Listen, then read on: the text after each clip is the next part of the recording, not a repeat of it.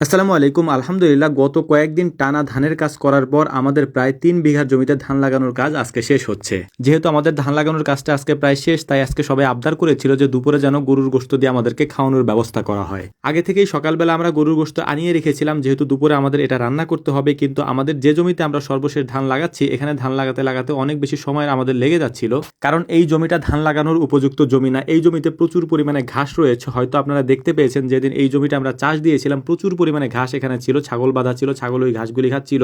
এত ঘাস থাকার পরেও জমিটাকে আমরা চাষ দিয়েছি এবং চাষ দেওয়ার সময় অনেক কষ্ট করতে হয়েছে, বারবার মেশিন বন্ধ হয়ে যাচ্ছিল, কিন্তু তারপরেও আমরা চাষ দিয়েছি। এর কারণ হচ্ছে এই জমিটাতে যদি আমরা ধান না লাগাই তাহলে এই জমিটা এভাবে হয়তো পতিত অবস্থায় থেকে যাবে। পতিত না রাখার জন্যই মূলত আমরা ধান লাগিয়ে রাখতেছিলাম, যাতে করে যতটুকু পাই অন্তত ঘর তো আমাদের হবে। আমাদের এখানে যতগুলি জমিতে ধান লাগানো হয়েছে, এর পাশাপাশি এইসব জমিতে কিছু জায়গা আছে যে জায়গাগুলিতে ধান লাগানোর উপযুক্ত ছিল না, ওই জায়গাগুলিতেও আমরা ধান চাষ করে দিয়েছি, অর্থাৎ ধান চাষ করে তারপর ধান লাগিয়ে দিয়েছি।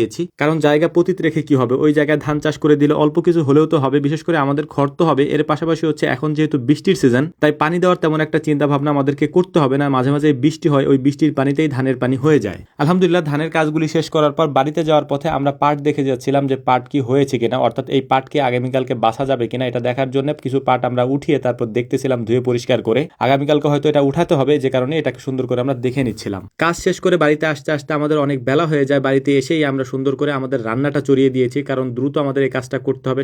সবার পেটেই খুব ক্ষুধা, কারণ আজকে কাজও অনেক বেশি হয়েছে, যে কারণে সবাই ক্লান্তও বেশি। আমরা দ্রুত এই কাজগুলি করার চেষ্টা করছি, অর্থাৎ রান্নার কাজটা শেষ করার চেষ্টা করছি। এবং সবাই এখনো আসেনি, মানে সবাই বাড়িতে গিয়েছে গোসল করার জন্য, গোসল টোসল করে জামাকাপড় পাল্টে তারপর সবাই আসবে এবং সবাইকে নিয়ে দুপুরের খাবারটা আমরা খাবো ইনশাল্লাহ। এই জন্য গরু গোশত আগেই বলেছি যে সকালে আমরা আনিয়ে রেখেছিলাম, এরপরে এটাকে সুন্দর করে ভোনা করতেছিলাম।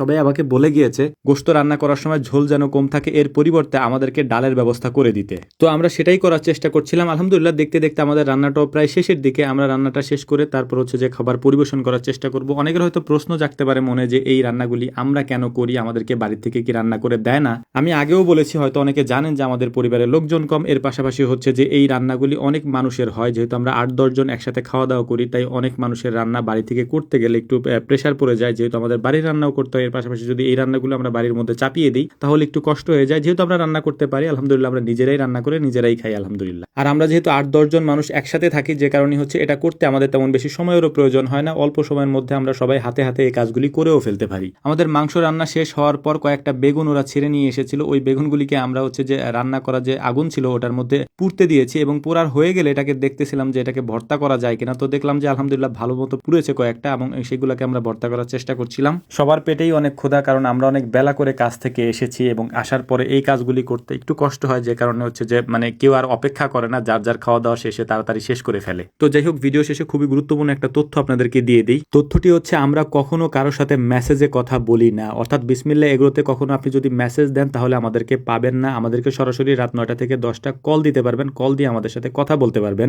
যদি বিসমিল্লাহ এগ্রো নামে কোনো পেজ থেকে আপনাদের সাথে কথা বলে মেসেজে, তাহলে বুঝে নেবেন ওইটা ফেক পেজ। আমাদের অরিজিনাল পেজ থেকে কারোর সাথে কখনো মেসেজে কথা বলা হয় না। তো যাই হোক, আমাদের জন্য দোয়া করবেন। আসসালামু আলাইকুম ওয়া রাহমাতুল্লাহ।